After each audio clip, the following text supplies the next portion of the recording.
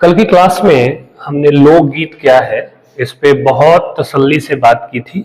बहुत विस्तार से हमारी बातचीत हुई, जिसमें हमने लोकगीत क्या है ये तो समझा ही, लोकगीतों की विशेषताओं के बारे में भी हमने चर्चा की और लोकगीत का जो प्राचीन स्वरूप रहा है, कैसे मानव सभ्यता के साथ, आदिम मनुष्य के जीवन के साथ कैसे लोक साहित्य जुड़ा रहा है, वेदों में उसकी चर्चा, ठीक है ना, कृष्ण के जन्म के समय चर्चा, या हिंदी साहित्य का जो आदिकालीन हिंदी साहित्य है वहां पे भी कैसे लोक साहित्य दिखता है, इसकी एक परंपरा के बारे में हमने बहुत संक्षिप्त बातचीत की थी।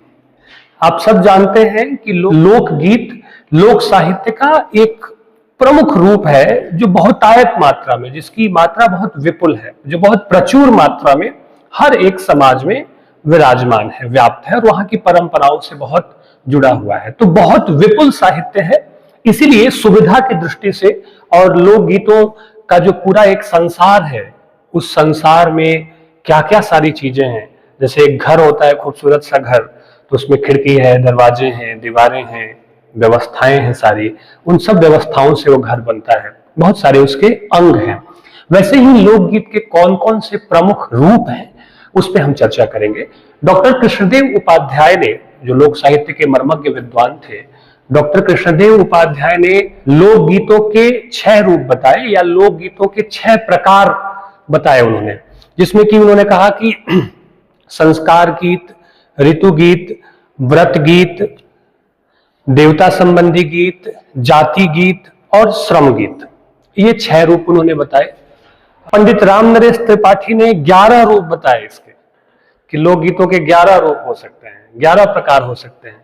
अन्य अन्य विद्वानों ने भी इसको अलग अलग रूपों में व्यवस्थित करने की कोशिश की, लेकिन सबका अगर हम एक सम्मिलित प्रयास देख लें, जितने भी लोक साहित्य मर्मज्ञ विद्वान थे जिन्होंने लोक साहित्य के लोकगीतों के विभिन्न रूपों का वर्गीकरण किया, उनके प्रयासों को देख लें और उसको देखने के बाद अगर एक व्यवस्थित प्रकार या व्यवस्थित विभाजन हम लोकगीतों का करना चाहें, तो लोकगीतों को हम मूलतः 6 रूपों में या 6 प्रकारों में विभाजित कर सकते हैं। ठीक है, वो 6 प्रकार कौन कौन से हैं, एक एक करके हम उसके नाम लेंगे। पहले 6 प्रकार जानेंगे और एक एक पे हम चर्चा करेंगे। सबसे पहला है संस्कार गीत, दूसरा है ऋतु एवं पर्व गीत, तीसरा है धर्म गीत या देवी देवता से संबंधित गीत, ठीक है, चौथा है श्रृंगार गीत, पांचवा है श्रम संबंधी गीत और छठा है अन्य गीत। अन्य गीतों में जो बाकी सारे गीत छूट गए हैं, ठीक है, जैसे कि खेल गीत हो गया, जाति संबंधी गीत हो गया, नृत्य गीत हो गया, इन सबको भी हम उसमें शामिल कर सकते हैं। तो कुल मिलाकर लोकगीतों के 6 प्रकार हैं, प्रमुख प्रकार। कौन कौन? संस्कार गीत, ऋतु एवं पर्व गीत, तीसरा धर्म एवं देवता संबंधी गीत, चौथा श्रृंगार गीत, पांचवा श्रम संबंधी गीत और छठा अन्य गीत। ठीक है, ये 6 रूप हमारे सामने प्रस्तुत होते हैं लोकगीतों के। ठीक है, अब हम एक एक करके इन पे चर्चा करेंगे और कैसे ये लोक जीवन से जुड़े हैं इस बारे में भी हम बातचीत करेंगे। बहुत रोचक क्लास होगी और हम अपने अनुभव के आधार पर इसे देखने की, समझने की कोशिश करेंगे। हमारे लोक जीवन के जो आचार व्यवहार हैं, उन आचार व्यवहारों में ये लोकगीत या ये लोक परंपराएं कैसे शामिल हैं। सबसे पहले आता है संस्कार गीत। ठीक है, आप सब जानते हैं कि भारत धर्म प्रधान देश है। ठीक है, हमारे आचार विचार, परंपराएं, मान्यताएं हमारे धर्म से बहुत गहराई से जुड़ी हुई हैं और हमारे भारतीय समाज में, हिंदू धर्म में मूलतः 16 संस्कारों की बात की जाती है। कितने संस्कारों की बात की जाती है? 16 संस्कार। और ये 16 संस्कार समझिए कि व्यक्ति के जन्म के पूर्व से ही ये संस्कार शुरू हो जाते हैं और मृत्यु के बाद तक भी ये संस्कार चलते रहते हैं। जैसे कि गर्भधारण, गर्भधारण का भी एक संस्कार है, उस समय भी गीत गाए जाते हैं। और उसके बाद आप देखिए कि जन्म संस्कार होगा, बच्चा पैदा होगा, नामकरण होगा, अन्नप्राशन होगा, खिलाया जाएगा उसको, थोड़ा और बड़ा होगा तो मुंडन होगा, थोड़ा और बड़ा हो जाएगा तो विवाह हो जाएगा। ठीक है, उसके बाद फिर मृत्यु इत्यादि। तो कुल 16 संस्कार है। हालांकि वह 16 संस्कार नहीं देखने को मिलते, लेकिन कुछ प्रमुख संस्कार अभी भी है, जैसे नामकरण भी है, ठीक है ना, नामकरण भी किया जाता है। तो भारत दरअसल हमारा जो देश है वह बहुत गहरी परंपराओं से और रीति रिवाजों को मानता चला आ रहा है, पीढ़ी दर पीढ़ी, परंपरा दर परंपरा। और ऐसे संस्कारों पे, जो संस्कार हमारे समाज में प्रचलित हैं, जिनका हमने जिक्र किया, विवाह संस्कार, मुंडन संस्कार, यज्ञोपवीत संस्कार, अन्नप्राशन संस्कार, ऐसे संस्कारों पर गीत गाए जाते हैं, ठीक है। यानी कि संस्कार विशेष पर गाए जाने वाले जो गीत होते हैं उन्हें हम क्या कहते हैं? संस्कार गीत कहते हैं। अब विवाह क्या है? एक संस्कार है। अब विवाह जब हो रहा है तो कोई भी भारत के अलग अलग क्षेत्रों में आप चले जाइए, चाहे भाषा अलग है, ठीक है, परिवेश अलग है, लेकिन विवाह के गीत वहां गाए जाते हैं। अब बिहार चले जाइए तो जो भोजपुरी प्रदेश है वहां पे भोजपुरी में विवाह के गीत गाए जाएंगे। जो मैथिली का क्षेत्र है वहां पे मैथिली भाषा में विवाह के गीत गाए जाएंगे। यज्ञोपवीत का भी वही है मामला कि यज्ञोपवीत संस्कार हो रहा है या मुंडन हो रहा है तो मुंडन के गीत भोजपुरी में अलग है, मैथिली में अलग है, मगही में अलग है, आपके यहाँ पहाड़ी में भी है, पहाड़ी में अलग अलग है। तो ये जो संस्कार हैं, ये संस्कार हमारी परंपरा और जीवन से बहुत गहराई से जुड़े हुए हैं। तो क्षेत्र बदल जाता है, भाषा बदल जाती है, लेकिन उन अवसरों पे जब ये संस्कार हमारे समाज का जो हिस्सा है, इन संस्कारों के अवसरों पे गीत जरूर गाए जाते हैं। अब जब देखिए कि जब जन्मोत्सव होता है और खास तौर पे जब बेटा होता है, क्योंकि समाज में तो धीरे धीरे चीजें बदल रही हैं, लेकिन एक समय ऐसा था जब बेटे के जन्म को लेकर ज्यादा बधाई और उत्सव मनाया जाता था, तुलनात्मक रूप से बेटियों के जन्म की तुलना में बेटे हो जाए तो ज्यादा उत्सव मनाया जाता था। या आप देखते होंगे आज भी कई जगह जहां इस तरह की धारणा बहुत प्रबल है कि बेटे से ही मुक्ति मिलती है, ठीक है, तो आप देखते होंगे कि 3-3, 4-4 बेटियां हुई हैं, इसलिए हुई हैं कि बेटा नहीं हो रहा था। मानते हैं आप इस बात को? होता ही है अभी भी कि तो जब बेटा पैदा होता है, पुत्र पैदा होता है, तो न सिर्फ घर वाले जबकि पास पड़ोस के लोग, है ना, रिश्तेदार, वो भी आ जाते हैं, बधाई गाते हैं, उत्सव गाते हैं, ठीक है। बेटा पैदा हो तो जो पवरिया है हमारे यहाँ, ठीक है, वो आकर के ज्यादा नेक मांगते हैं, कह रहे बेटा हुआ है, ये दे दो, वो दे दो, ठीक है। जबकि बेटी होती है तो फिर थोड़ा कम वो रहता है मांगने का या उत्सव इत्यादि का। हालांकि चीजें धीरे धीरे बदल रही हैं, इसमें अब फर्क आ रहा है, लेकिन जो एक लोक समाज की जो प्रक्रिया है, लोक समाज का जो जीवन है, उसमें ये बातें रही हैं, ठीक है। मृत्यु के अवसर पर शोक गीत गाए जाने की परंपरा रही है, ठीक है, बहुत करुणावान होकर। जाहिर सी बात है, जब किसी का प्रियजन नहीं रहता है तो क्या स्थिति होती, तो बहुत करुणार्ध होकर शोक गीत गाए जाने की परंपरा रही है, जिसमें कि उस व्यक्ति जो अब नहीं रहा इस दुनिया में, उसके गुणों की चर्चा की जाती है और एक करुणा का माहौल बनता है चारों तरफ, ठीक है। अब देखें कि बहुत सी ऐसी चीजें हैं जो हमारे लोक संस्कार का हिस्सा है। अब विवाह होता है, लड़की की विदाई हो रही है, अब विदाई हो रही तो उस समय भी गीत गाए जा रहे हैं, ठीक है, गीत गाए जा रहे हैं, लोकाचार, लोक मंगल की बातें हो रही है, सभी रो रहे हैं, सबकी आंखों में आंसू है और उस समय भी गीत गाए जा रहे हैं, ठीक है। मुंडन हो रहा है, गीत गाए जा रहे हैं। तो आप देखेंगे सगाई के समय भी गीत गाया जाता है, ठीक है। सगाई का अर्थ ही होता है कि मतलब संग हो जाना या साथ हो जाना। तो आप देख सकते हैं कि भारतीय समाज में जो संस्कार हैं, उन संस्कारों के अवसर पर गाए जाने वाले गीत हर तरह की भाषा में, हर तरह के क्षेत्र में विराजमान है। चाहे वह जन्म के समय गाया जाने वाला गीत हो, विवाह के समय गाया जाने वाला गीत हो, मुंडन के समय गाया जाने वाले गीत हो, अन्नप्राशन के समय गाए जाने वाले गीत हो, नामकरण के समय गाए जाने वाले गीत हो। तो जितने भी संस्कार हैं, उन संस्कारों से संबंधित गीत अलग अलग लोक जीवन की लोक परंपराओं और उनकी अपनी लोक भाषा में विद्यमान है। इन्हें ही हम संस्कार गीत कहते हैं, ठीक है। संस्कार के समय गाए जाने वाले गीत, ठीक है। अब इसमें एक बात जो मैंने आपको कही कि बस वो ध्यान रखना है कि क्षेत्र अलग है, भाषा जरूर अलग हो जाएगी, परिवेश जरूर अलग हो जाएगा, लेकिन वो संस्कार चूंकि संपूर्ण भारतीय समाज का हिस्सा है, संपूर्ण भारतीय समाज में प्रचलित है, इसलिए उन अवसरों पे गीत गाए जाते हैं संस्कार के समय।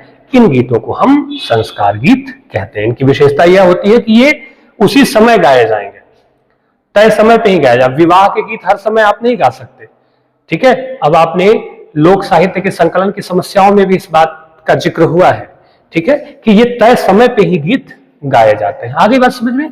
तो लोक गीत का जो पहला रूप है या जो पहला प्रकार है वह है संस्कार गीत। विभिन्न संस्कारों का उदाहरण देते हुए अब आपको क्या करना चाहिए, मैं अब बिहार से हूं और आप हिमाचल प्रदेश से हैं, तो मुझे कुछ लोक गीत याद है थोड़े बहुत, एक एक दो दो लाइन करके अलग अलग अवसरों पे।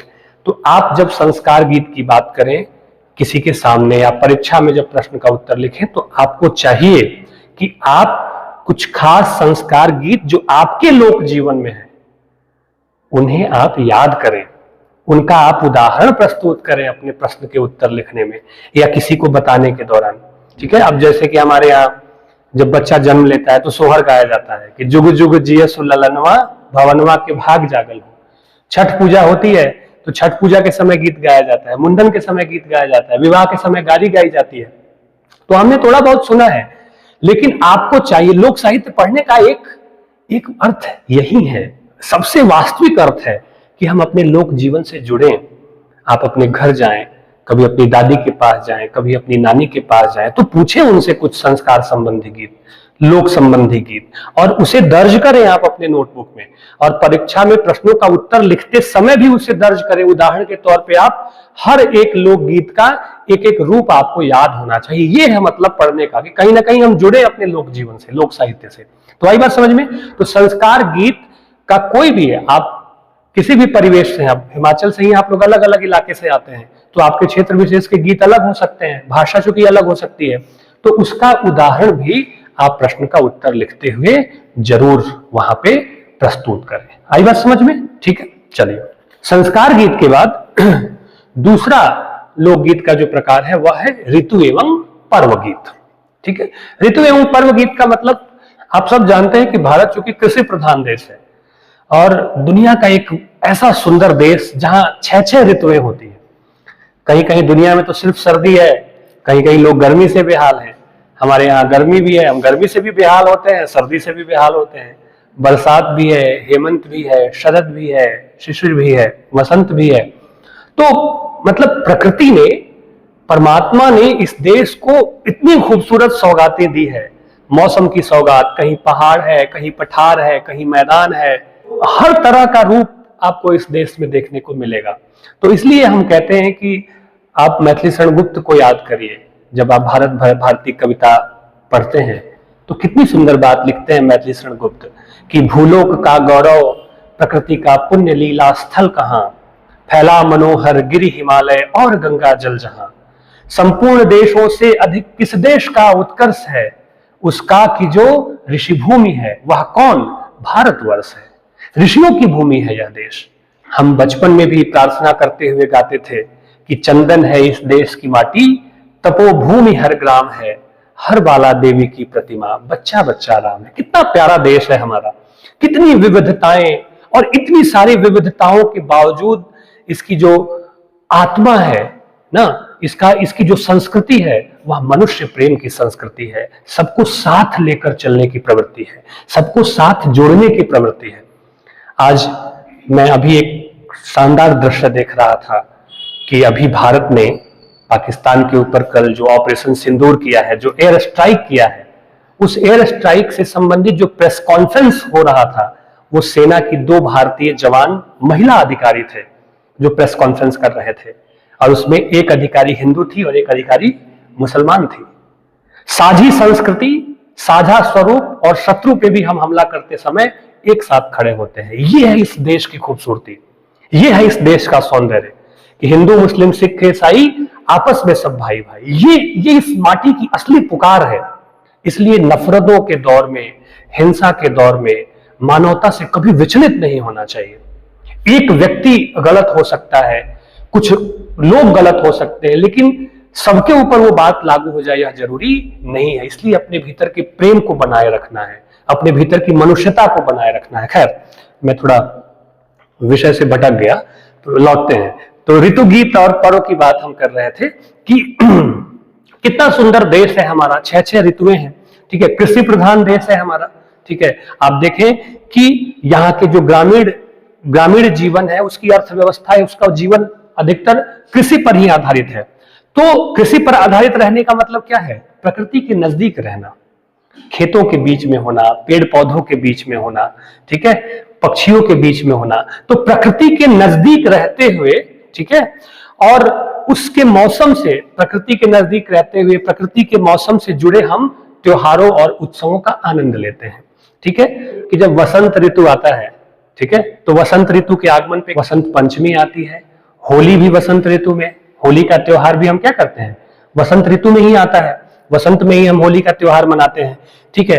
तो जब वसंत ऋतु का आगमन होता है तो कौन से गीत गाए जाते हैं? फाग के गीत गाए जाते हैं, फाग गीत गाए जाते हैं, ठीक है, जिसमें रंग और प्रेम से भरपूर फाग के गीत गाए जाते हैं, ठीक है। राधा कृष्ण की रासलीला पर आधारित होते हैं। होली के गीत गाए जाते हैं, ठीक है। वसंत के गीत गाए जाते हैं। अब हालांकि अब ऋतु गीतों की परंपरा धीरे धीरे समाप्त हो रही है, अब वो किताबों और पढ़ने लिखने तक ही सीमित है।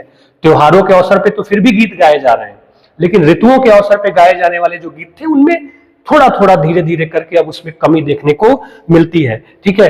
अब वसंत ऋतु के समय प्रकृति का श्रृंगार होता है, ठीक है, तो नवजीवन का वर्णन किया जाता है उन लोकगीतों में, अलग अलग जगह पे। आप जरा जाके जरूर पता करिएगा, अपने बड़े बुजुर्गों से जानने की कोशिश कीजिएगा कि ऋतु गीत है क्या अभी भी, और है तो किन रूपों में, उनको थोड़ा सा समझाइएगा। और अगर मिले ऋतु गीत तो लिख के लाइए, उस पर हम बात करेंगे।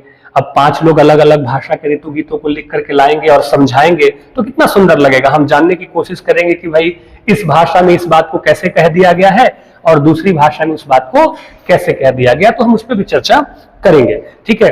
तो देखो, वसंत गीत उसी समय गाया जाता है, ठीक है, जब प्रकृति में श्रृंगार और नवजीवन का वर्णन होता है। तो कहा भी जाता है कि फूले आम की डार, आई वसंत की बहार, ठीक है। जब आम में मंजरियां लग जाती हैं, तो होली का ही समय होता है वो।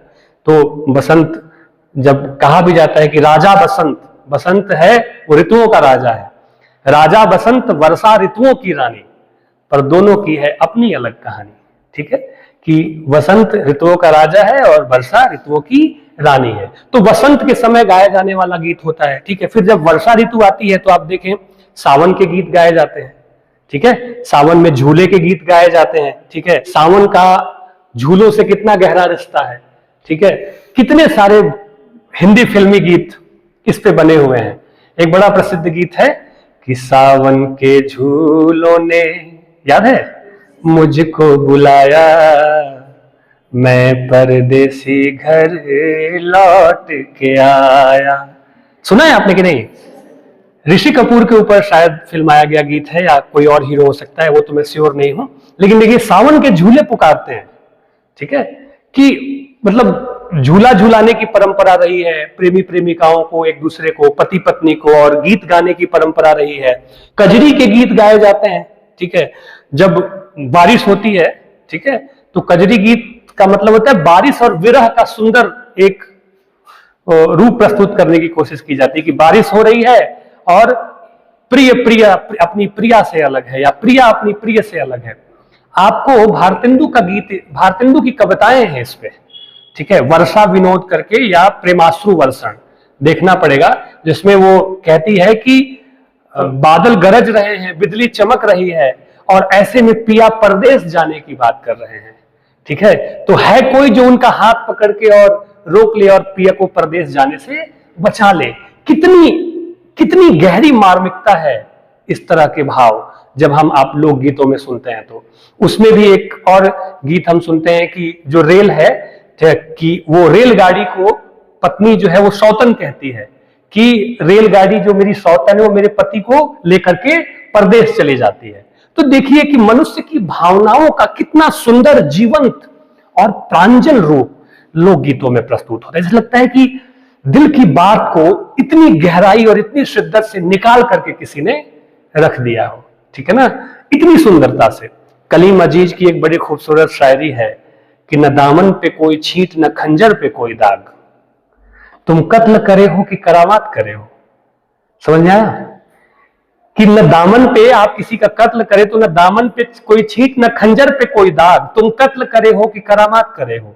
वही बात है लोकगीतों के लिए कि इतनी खूबसूरती से, इतनी गहराई से और कमाल अंदाज में सारी बातें कह देते हैं लोकगीत, जैसे लगता है कि आहा, इससे सुंदर और क्या ही हो सकता है। तो ये पूरी एक विरासत जो हमें मिली है हमारे पारंपरिक मूल्यों से और हमारी पीढ़ियों से, उसका एक अपना मजा है, उसका अपना एक अलहदा रंग है। वर्षा ऋतु में रक्षाबंधन का त्योहार मनाया जाता है, ठीक है, रक्षाबंधन के गीत गाए जाते हैं, ठीक है, जन्माष्टमी के गीत गाए जाते हैं। तो आप देखिए कि भारत में बहुत से, अब हमारे यहाँ जब शरद ऋतु का समय आता है, ठीक है, तो शरद ऋतु में छठ पूजा शरद ऋतु में ही होती है, दीपावली के बाद, ठीक है, तो छठ पूजा के गीत गाए जाते हैं, ठीक है। आप देखें कि शिशिर ऋतु जो है, सर्दी में आप जब चले आए जनवरी फरवरी के समय, तो संक्रांति के गीत गाए जाते हैं, लोहड़ी के गीत गाए जाते हैं अलग अलग प्रांतों में, चाहे वो पंजाब है, चाहे वो हिमाचल है, चाहे वो बिहार है। तो कितना गहरा रिश्ता है इन गीतों का ऋतुओं से, क्योंकि पर्व त्योहार प्रायः एक खास समय में ही आते हैं। गर्मी में आने वाले पर्व त्योहार, सर्दी में आने वाले पर्व त्योहार, उनका तो अपना एक समय है, ठीक है। तो उस समय गाए जाने वाले जो गीत होते हैं उसे हम ऋतु एवं पर्व गीत कहते हैं। आई बात समझ में?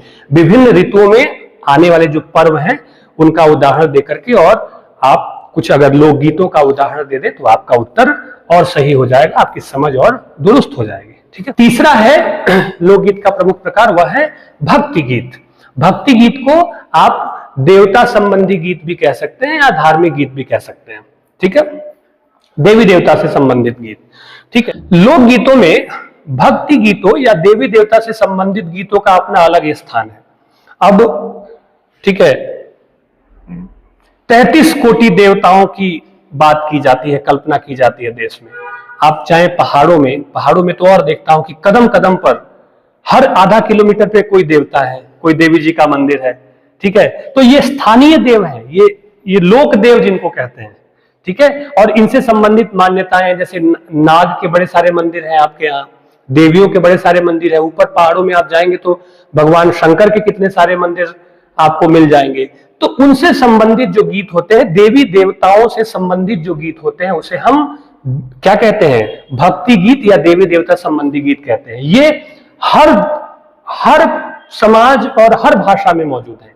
इसके अलावा स्थानीय देवताओं के लिए भी गीत होते हैं।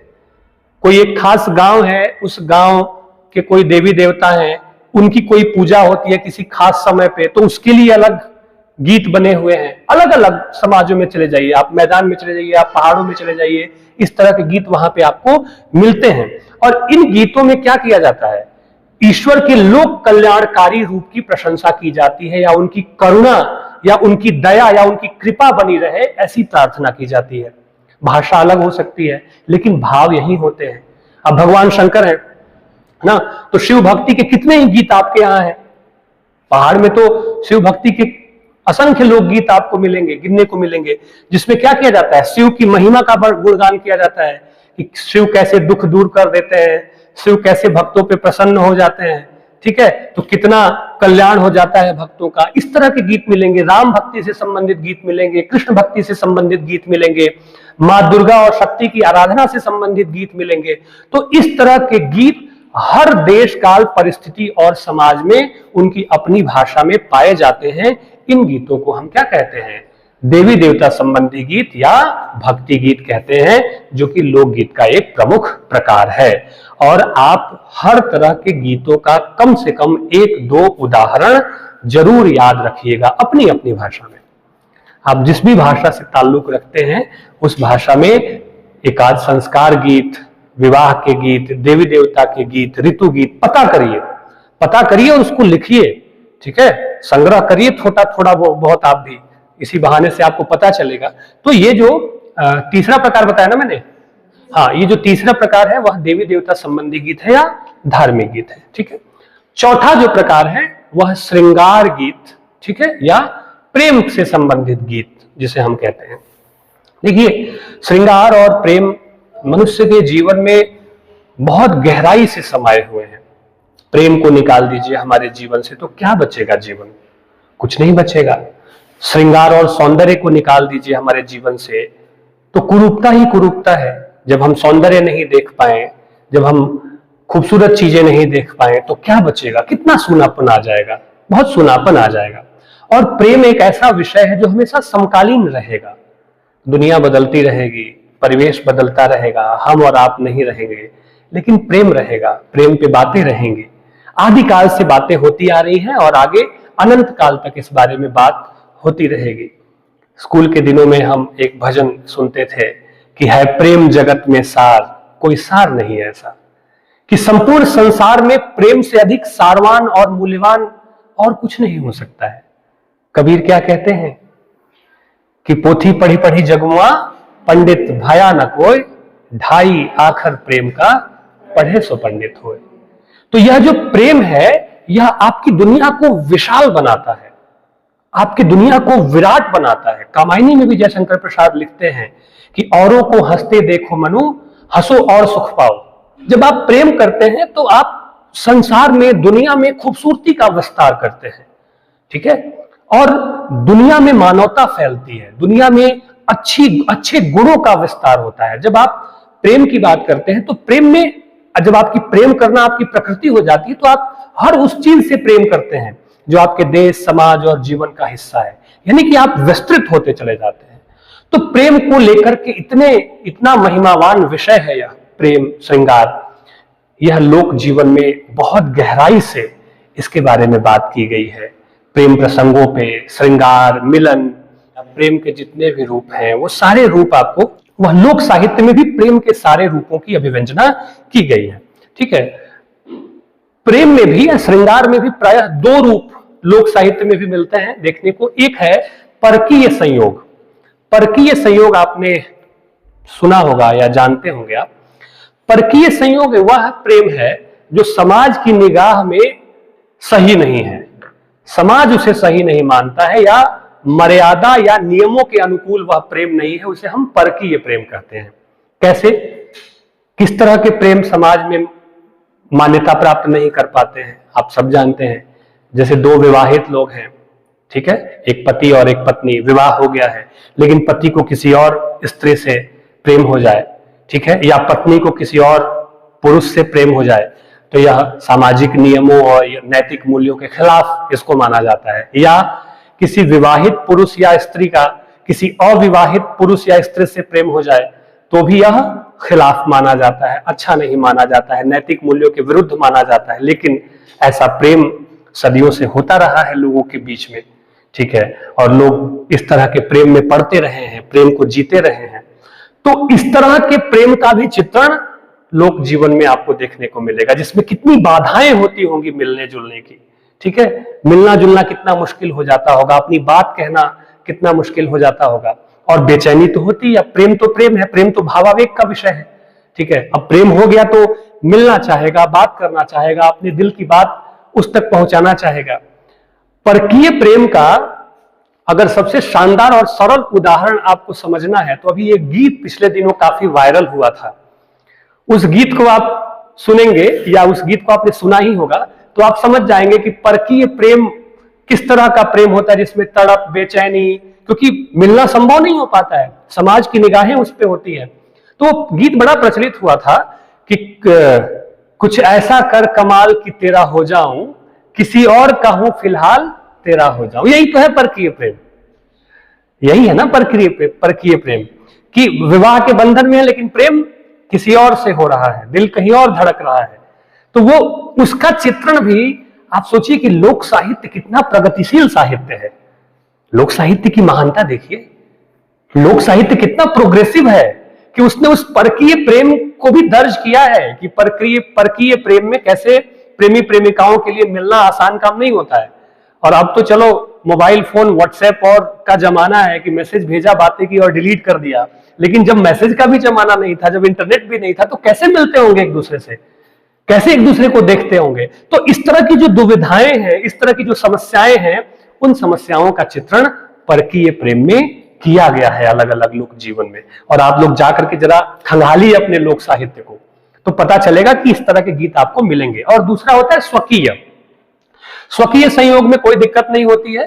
प्रेमी प्रेमिका होते हैं या पति पत्नी होते हैं तो उनके संयोग का चित्रण होता है, उनके हंसी प्रलाप का चित्रण होता है, हंसी ठिठोली का चित्रण होता है, और कहीं कहीं ईर्ष्या होती है।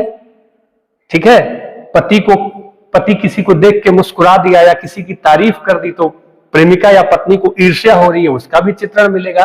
तो सामान्य लोक व्यवहार में जो कुछ भी घटित होता है उसका चित्रण आपको स्वकीय प्रेम में मिलेगा। संयोग के चित्र भी मिलेंगे। स्वकीय प्रेम में वियोग उतना ज्यादा तेजी से तीव्रता से नहीं आता है, थोड़ा बहुत कि मायके चली गई है या दूर चली गई है, मिलना संभव नहीं हो पा रहा है, तो वो बातें आती है। लेकिन वियोग का गहरा चित्रण कहां होता है? परकीय प्रेम में होता है, जहां पे मिलना संभव नहीं है, बहुत कठिन है जहां पे।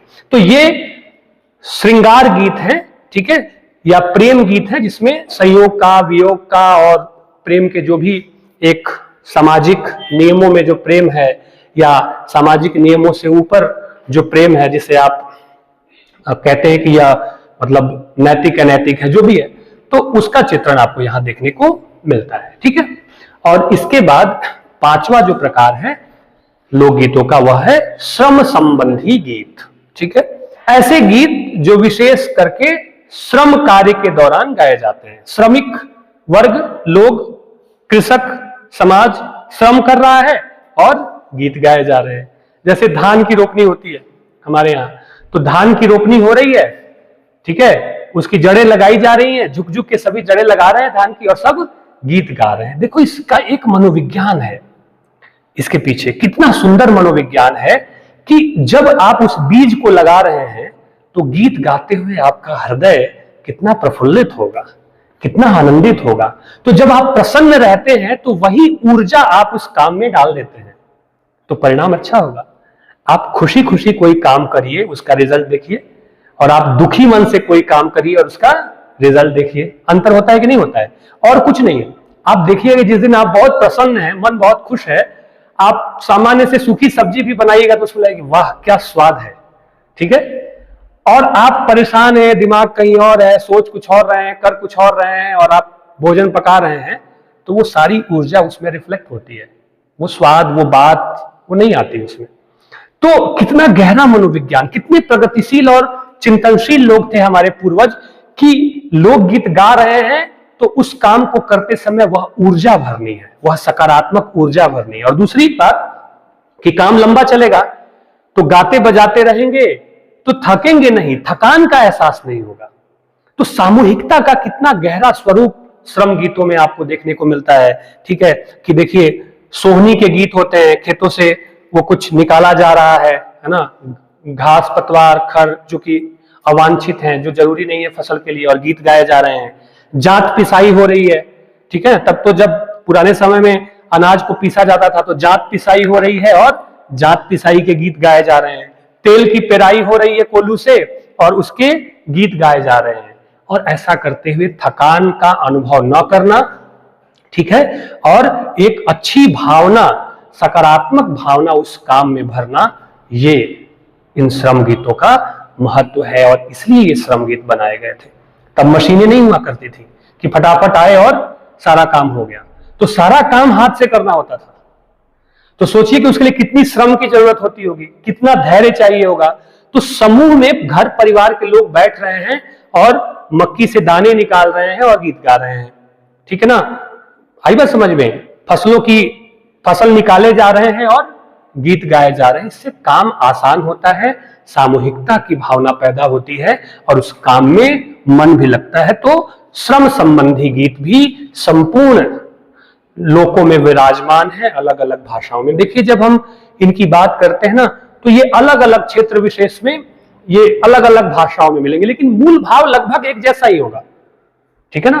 कि जब आप भक्ति गीत की बात करते हैं तो उसमें ईश्वर की प्रार्थना, ईश्वर की आराधना, उसके गुण, उनके गुणों की बखान है, उनके लोक कल्याणकारी रूप की बात की गई है। जब आप ऋतु श्रम संबंधी गीत गाते हैं तो उसमें भी प्रकृति का, प्रेम का, खेती का, किसानी का, सामूहिकता का, इसी का जिक्र देखने को आपको मिलेगा। तो भाषा और परिवेश अलग है, लेकिन कंटेंट, मिजाज एक जैसा ही होता है, ठीक है ना।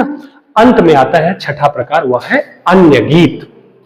अन्य गीतों में ये जो 5 मुख्य प्रकार के गीत थे, संस्कार गीत, पर्व एवं ऋतु गीत, ठीक है, प्रेम भक्ति संबंधी गीत, प्रेम गीत और श्रम संबंधी गीत, इन सबके अलावा जो बच जाते हैं, ठीक है, जैसे कि खेल संबंधी गीत, बच्चों के गीत, ठीक है, या खेल संबंधी गीत, बच्चों के गीत बालक बालिकाएं जो गाते हैं, या जाति संबंधी गीत, ठीक है ना, इस तरह के गीतों को हम अन्य गीतों में शामिल कर लेते हैं। इसमें नृत्य गीत भी आता है, ठीक है।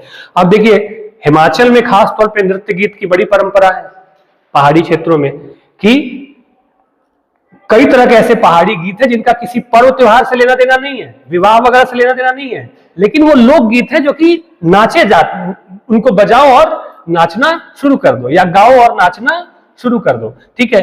अब बिलासपुर में एक नृत्य गीत है गंबरी, उसका नाम है गंबरी। ये तो है तो वैसे बिलासपुर का हिमाचल के, लेकिन अब ये पूरे हिमाचल में प्रसिद्ध हो गया है, ठीक है, कि गा रहे हैं समूह में और नाच रहे हैं हाथ हिला हिला के। आपके यहाँ तो ऐसे ही है ना, हाथ हिलाने वाला, तो गा रहे हैं और नाच रहे हैं, ठीक है। तो ये सामूहिक रूप से गाए जाते हैं। तो नृत्य गीत जो है वो उल्लास और हर्ष के प्रतीक होते हैं। जब कोई खुशी का माहौल होता है, जब कोई खुशी की बात होती है, तो नृत्य गीत गाए जाते हैं, ठीक है। बालक बालिकाओं के गीत है, खेल के समय गाए जाने वाले गीत है, बच्चे खेल रहे हैं और गीत गाए जा रहे हैं, तो ये सब अन्य गीत में आते हैं। साथ ही साथ कहीं कहीं जाति गीत की भी बात की जाती है। कृष्णदेव उपाध्याय ने तो जो लोकगीतों का प्रकार बताया, उसमें जाति गीत को एक प्रमुख प्रकार के रूप में रखा। लेकिन अब जाति गीत उस तरह से जाति गीत नहीं रहे। जाति गीत का मतलब है कि पहले, अभी भी है कहीं कहीं थोड़ा बहुत, कि कुछ गीत जो होते थे वो खास तरह की जातियां ही गाती थी, ठीक है। जैसे कि बिरहा तो अहिर गाते थे बिहार में, ऐसा माना जाता था। लेकिन अब वह उसका अतिक्रमण करके वो पूरे लोक समाज का गीत बन चुका है बिरहा, सब लोग गाते हैं। तो अलग अलग जातियों के लिए जो गीत बने थे, जो लोग जो जातियां गाती थी, उसे जाति गीत कहा जाता है। तो अन्य गीत में ये बालक बालिकाओं के गीत, नृत्य गीत, जाति गीत इत्यादि, लोरी वगैरह सारी चीजें इसमें शामिल हो जाएंगी। तो कुल मिलाकर के ये 6 लोकगीत के प्रकार हमारे सामने प्रस्तुत हुए, जिसपे हमने आज चर्चा की। पहला संस्कार गीत, दूसरा ऋतु एवं पर्व संबंधी गीत, तीसरा देवता संबंधी गीत या भक्ति गीत, चौथा श्रृंगार गीत, पांचवा श्रम गीत और छठा अन्य गीत। और इन सभी गीतों को अगर आप देखें, लोकगीत को ही आप देखेंगे तो आप उसमें यही पाएंगे कि मनुष्य के जीवन और जीवन से संबंधित जो व्यापार, विचार, जो भाव हैं, वो भाव इन गीतों में धड़कते हैं। वो भाव बहुत मूल्यवान हैं, जो एक पीढ़ी से दूसरी पीढ़ी तक पहुंच रहे हैं, जो सामूहिकता का संदेश दे रहे हैं, प्रेम का संदेश दे रहे हैं, समाज और दुनिया में कैसे खूबसूरती फैले, कैसे अच्छाई आए, इसका संदेश ये सारे के सारे लोकगीत दे रहे हैं। लोकगीतों को पढ़ते हुए या लोक साहित्य को पढ़ते हुए हमारी बुनियादी जिम्मेदारी ये है कि अपने लोक साहित्य से परिचय प्राप्त करना। परीक्षा में पढ़कर प्रश्नों का उत्तर देना एक बात है, वो अकादमिक दुनिया का हिस्सा है, लेकिन जो पढ़ा हुआ जीवन में उतरे, उसी पढ़े हुए का असली मोल है। मेरी समझ से पढ़ा हुआ अगर हमारे जीवन में नहीं उतरता है तो उसका कोई बहुत मोल नहीं है, ठीक है। कहते हैं ना कि डिग्रियां तो तालीम के खर्चे की रसीदें हैं, इल्म वही है जो किरदार में झलकता है, ठीक है। तो जैसे जैसे हम विषय को अपने जीवन में उतारते हैं तो हमारा किरदार बड़ा होता है। आप लोगों को ये टास्क दिया जा रहा है कि आप कम से कम अपनी जो लोक परंपरा है आपकी, या जो लोक जीवन है, उससे संबंधित ये जो 6 प्रकार बताए गए हैं गीतों के, हर प्रकार से एक एक दो दो गीतों के बारे में पता करना है, लिखना है, और क्लास में आके हम इस पे चर्चा करेंगे। समय दिया जा रहा है आपको, आप आराम से थोड़ा समय ले लीजिए, लेकिन हम इस पे चर्चा करेंगे, ठीक है। कल की क्लास में हम लोक कथा के ऊपर बातचीत करेंगे, ठीक।